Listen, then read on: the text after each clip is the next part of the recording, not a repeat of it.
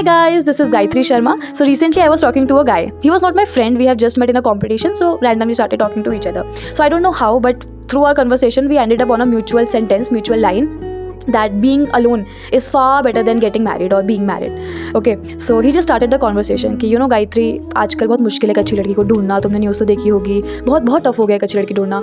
I said या and vice versa. मतलब लड़की को भी उतना मुश्किल हो गया यार. ही सेड या.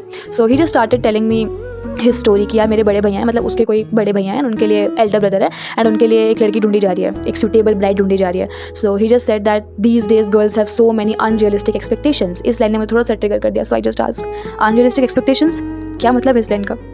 तो ही जस्ट टोल्ड मी कि यार अभी हमने रिसेंटली लड़की से बात करी थी, मेरे भैया मिलने भी गए थे. सो द गर्ल वॉन्ट्स कि after marriage she wants to live with her husband and not the in laws. And I replied okay, then what's the problem in that? I mean, the whole social media is trying to do this only, na? We just want to remove this patriarchal society and make the society an equitable society, right? Then what's the problem? So I don't know why, but he didn't indulge into this debate with me. फिर उसने बोला कि नहीं, हाँ चलो ठीक है, but still अब कुछ नॉर्म्स हैं, कुछ ट्रेडिशंस हैं, वो तो फॉलो करने ही होते हैं. मैंने कहा कौन से नॉर्म्स, कौन से ट्रेडिशन यार?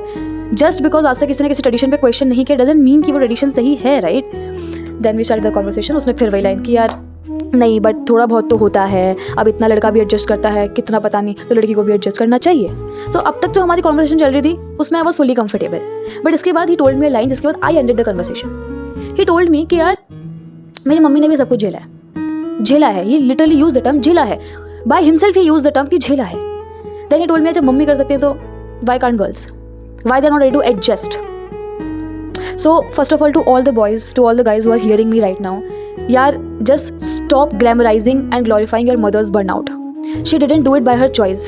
And if she had a choice na, as a girl I'm telling you, she would love to choose herself over anyone else. Above you, above your family, above your whole जो भी है तुम्हारा खानदान. To be very honest, she would love to fly.